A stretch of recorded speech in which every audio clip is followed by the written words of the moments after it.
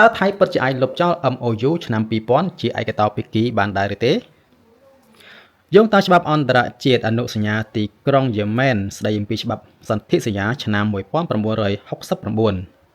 ទោះបីជា MOU មិនត្រូវបានចាត់ទុកជាសន្ធិសញ្ញាតាមនយមន័យច្បាស់លាស់ក្តីប៉ុន្តែនៅពេលដែលរដ្ឋអធិបតេយ្យ2បានចុះហត្ថលេខានិងអនុវត្តតាម MOU វាត្រូវបានចាត់ទុកថាមានសុពលភាពតាមផ្លូវច្បាប់អន្តរជាតិតាមអនុសញ្ញាទីក្រុងយេម៉ែនរដ្ឋមួយមិនអាចដកខ្លួនចេញពីកិច្ចព្រមព្រៀងជាឯកតោភាគីបានឡើយលុះត្រាតែកិច្ចព្រមព្រៀងនោះឬ MOU នោះមានចែងអំពីលក្ខខណ្ឌបញ្ចប់សុពលភាពប៉ុន្តែ MOU ឆ្នាំ2000ពុំបានកំណត់សុពលភាពទេទី2តាមច្បាប់ក្នុងប្រទេសថៃនៅក្នុងមជ្ឈដ្ឋាននយោបាយថៃខ្លះបានអះអាងថា MOU ឆ្នាំ2000ធ្វើឲ្យប៉ះពាល់ដល់អធិបតេយ្យភាពរបស់ថៃនិងបានទាមទារឲ្យលុបចោលជាឯកតោភាគីរដ្ឋាភិបាលថៃបានប្រកាសជាឯកតោភាគីមិនទទួលស្គាល់ MOU នេះទេប៉ុន្តែតាមច្បាប់អន្តរជាតិការប្រកាសបែបនេះមិនអាចបដិសេធកាតព្វកិច្ចរបស់ថៃចំពោះកម្ពុជាបានឡើយប្រសិនបើភាគីថៃទាមទារអនុវត្តបន្តទៅទៀតជាក់ស្ដែងក្នុងការអនុវត្តប្រសិនបើភាគីថៃដកខ្លួនចេញពី MOU ជាឯកតោភាគីដូច្នេះភាគីកម្ពុជាអាចប្តឹងតវ៉ាតាមការទូតនិងដាក់បញ្ចូលទៅកាន់ UN ឬអាស៊ានដាក់ពាក្យបណ្ដឹងលើបញ្ហានេះទៅតុលាការ ICJ ដូចជាករណីព្រះវិហារសេចក្តីវិនិច្ឆ័យឆ្នាំ1962និងឆ្នាំ2013ការដកខ្លួនជាឯកតោភាគីនឹងប៉ះពាល់ដល់ឥទ្ធិពលកិត្យានុភាពនិងឆន្ទៈអន្តរជាតិចំពោះប្រទេសថៃហើយធ្វើឲ្យទំនាក់ទំនងទ្វេភាគីកាន់តែមានភាពតានតឹងសន្និដ្ឋានតាមច្បាប់អន្តរជាតិភាគីថៃមិនអាចលុបចោល MOU ឆ្នាំ2000ជាឯកតោភាគីបានទេលុះត្រាតែមានការព្រមព្រៀងពីភាគីកម្ពុជា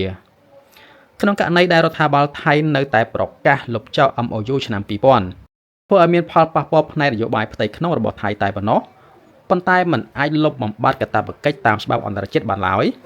ទោះបីភាគីថៃធ្វើប្រជាមតិឬសភាបោះឆ្នោតលុបចោលក៏ដោយបើពុំមានការយល់ព្រមពីភាគីកម្ពុជាថៃមិនអាចគេចផុតពីកាតព្វកិច្ចអន្តរជាតិនេះបានឡើយដេលខ្មែរថាល្ងងមួយប្រទេសផ្ទុយទៅវិញជាតិថៃសំបីតែច្បាប់អន្តរជាតិអត់មានអ្នកនយោបាយណាចេះមួយតួពីចុងដល់បាតហើយយើងមកចូលទាំងអស់គ្នាអំពី MOU 43ឆ្នាំ2000និង MOU 44ឆ្នាំ2021គឺជាបទពិភាក្សារវាងកម្ពុជានិងថៃស្តីពីការកំណត់ព្រំដែនបីជាវាត្រូវបានគេហៅថា MOU អនុស្សនៈនៃការយោគយល់គ្នាក៏ដោយក៏វាមានស្ថានភាពជាឯកសារផ្លូវការព្រោះភាគីទាំងពីរបានចុះហត្ថលេខានិងចុះបញ្ជីនៅក្នុងអង្គការសហប្រជាជាតិនៅឆ្នាំ2011នៅពេលឯកសារត្រូវបានចុះបញ្ជីជាផ្លូវការនៅ UN វាមិនត្រឹមតែជា MOU ទេប៉ុន្តែវាត្រូវបានកំណត់ចាត់ទុកថាជាសន្ធិសញ្ញាដែលមានសុពលភាពសម្រាប់ច្បាប់អន្តរជាតិទី2ការគម្រាមកំហែងរបស់ភាគីថៃពេលមានអ្នកនយោបាយឬមន្ត្រីថៃខ្លះដូចជាលោកអនុทิនគម្រាមថានឹងហែកចោល MOU 43និង44វាមិនអាចលុបឬបោះបង់បានទេដោយសារតែវាត្រូវបានចុះបញ្ជីក្នុងអង្គការសហប្រជាជាតិរួចទៅហើយប្រសិនបើភាគីណាមួយបដិសេធឬប្រើសិទ្ធិចាកចេញនោះត្រូវធ្វើតាមវិធានការសន្ធិសញ្ញាយេម៉ែនដែលថៃនិងកម្ពុជាជាសមាជិកផងដែរនេះមានន័យថាថៃមិនអាចប្រើប្រាស់ពាក្យហែកចោលដោយគ្មានស្មារតីទទួលខុសត្រូវបានឡើយឬគ្មាននីតិវិធីអន្តរជាតិក្នុងការដកខ្លួន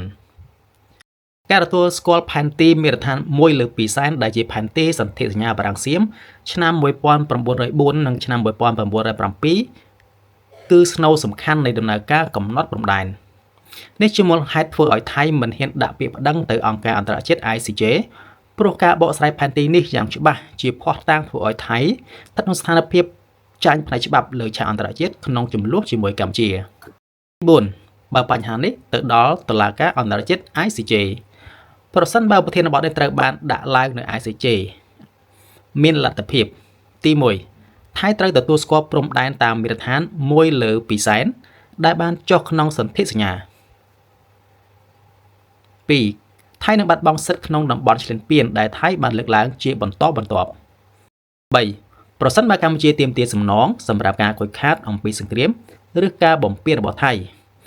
ត្រូវដោះស្រាយក្នុងតុលាការអក្រិតកម្មអន្តរជាតិ ICC ផងដែរ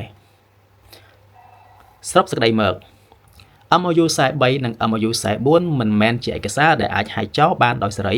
ដោយការគំរាមកំហែងរបស់អ្នកនយោបាយថៃបានទេព្រោះវាត្រូវបានចុះបញ្ជីនៅអង្គការសហប្រជាជាតិមានស្ថានភាពជាសន្ធិសញ្ញាផ្លូវការរួចទៅហើយការបញ្ចេញសម្លេងរបស់អ្នកនយោបាយថៃថាហៅចោលគឺគ្រាន់តែជាការបោកបញ្ឆោតរបស់អ្នកនយោបាយក្នុងស្រុកថៃតែប៉ុណ្ណោះប៉ុន្តែមិនមានអានុភាពលើច្បាប់អន្តរជាតិឡើយ